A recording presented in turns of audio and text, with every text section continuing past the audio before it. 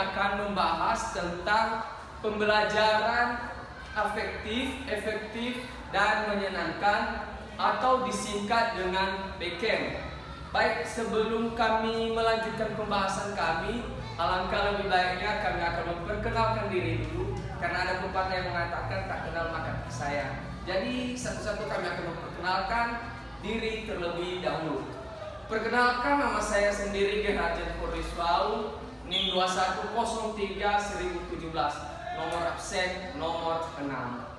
Nama saya Fatmawati, NIM 2103100139, nomor absen 45. Dan perkenalkan, nama saya Sigit Hardiansa, NIM 2103100151. Baik, jangan tunggu lama-lama, kami akan segera memberikan atau memaparkan hasil materi kami tentang PKM ini, di mana di sini kami telah membagi tugas dan masing-masing nanti akan menjelaskan. Yang pertama nanti saya, ini kedua, dan ini ketiga. Baik, langsung saja, silakan simak dan tonton. Udah, stop kan? Baik, kembali kepada saya akan membahas tentang pengertian PKM dan di metode mengajar yang digunakan dalam pembelajaran PKM. Yang pertama yaitu pengertian PKM. Baik, di sini dijelaskan bahwa PKM itu merupakan singkatan dari pembelajaran aktif, inovatif, kreatif, efektif, dan menyenangkan, di mana PKM dapat didefinisikan sebagai pendekatan mengajar atau approach teaching yang digunakan bersama metode tertentu dan berbagai media pembelajaran yang disertai penataan lingkungan sedemikian rupa agar proses pembelajaran PKM dan efektif dan menyenangkan. Jadi, pembelajaran PKM ini juga bisa menggunakan media pembelajaran. Jadi bisa disatukan, dalam arti kita memberikan suatu pembelajaran PKM harus bisa juga disertai dengan media yang kita gunakan, sehingga pembelajaran ini dapat berjalan dengan efektif, jadi saling mendukung. Kemudian yang nomor 2 di sini metode mengajar yang digunakan dalam PKM. Yang pertama yaitu metode ceramah plus. Pasti teman-teman, apa itu metode ceramah plus? Jadi metode ceramah plus itu merupakan metode di mana menyampaikan suatu informasi secara lisan.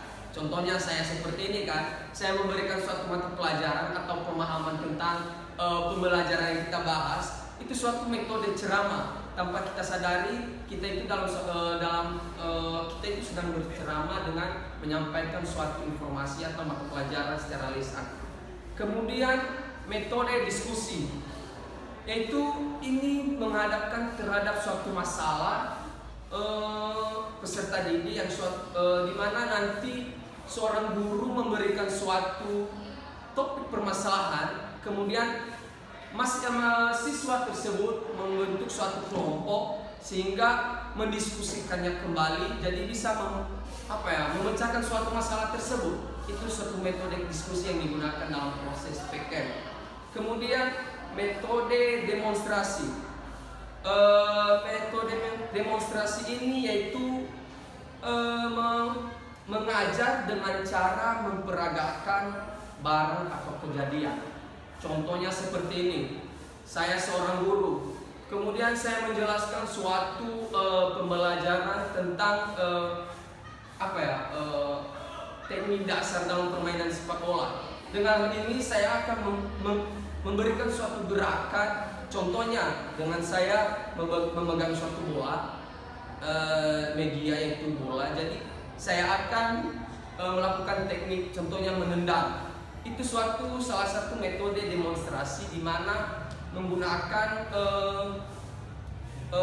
memperagakan dengan menggunakan barang atau kejadian dalam pembelajaran. Oke, yang keempat yaitu metode replay. Metode replay yaitu metode penyuluhan berbentuk permainan gerak untuk memberikan suatu keceriaan bagi siswanya tersebut. Contohnya seperti ini, dalam suatu pembelajaran saya akan memberikan suatu permainan. Permainan yang saya berikan contohnya berkelompok, di mana itu akan memberikan dampak positif. Mungkin memberikan suatu rasa nyaman, keceriaan kepada peserta didik saya, sehingga menimbulkan rasa semangat untuk belajar. Jadi itu merupakan salah satu metode replay. Kemudian yang terakhir yaitu metode simulasi. Metode simulasi itu metode perkelompok dengan cenderung objek, bukan benda ataupun sesuatu yang lainnya. Contohnya seperti ini. Saya memberikan suatu pembahasan dengan contoh yang saya berikan pembahasannya itu menirukan suatu karakteristik. Contohnya saya berperan sebagai sifat ini hanya semata sepura-pura ya, enggak aslinya. Jadi hanya menirukan semata saja, enggak aslinya. Terima kasih. Mungkin itu yang saya sampaikan tentang pembahasan saya pada saat ini, dan kembali ke Baik, teman saya saya. menjelaskan tentang pembelajaran aktif. Di sini artinya proses belajar guru harus menciptakan suasana sedemikian rupa sehingga siswa dapat bertanya, mempertanyakan dan mengungkapkan gagasan. Yang kedua, pembelajaran inovatif. Artinya kemampuan guru dalam menggunakan dan memiliki metode, pendekatan, sumber belajar dan proses pembelajaran. Yang ketiga, kreatif. Artinya memiliki daya cipta yang memiliki kemampuan berkreasi dalam belajar. Yang keempat, yaitu menyenangkan.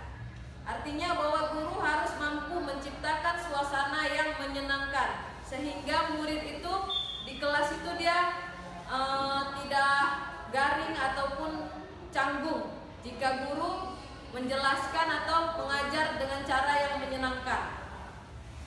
Dan selanjutnya akan dijelaskan oleh Sigit.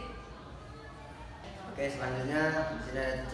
Peran penting hal-hal yang perlu diperhatikan dalam pelaksanaan pembelajaran PAIKEM, yaitu 1. Peran penting pembelajaran PAIKEM. A. Lebih memungkinkan peserta didik dan pendidik sama-sama aktif dan terlibat dalam pembelajaran. 2.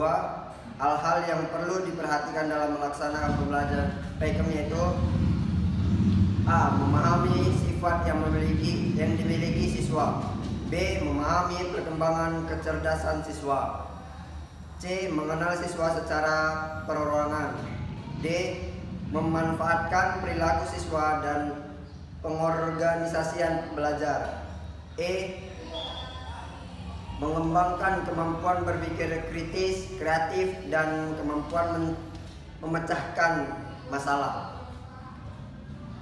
Selanjutnya D. Kelebihan dan kekurangan model pembelajaran PAIKEM. 1. Kelebihan antara lain: pembelajaran lebih menarik atau kreatif. B.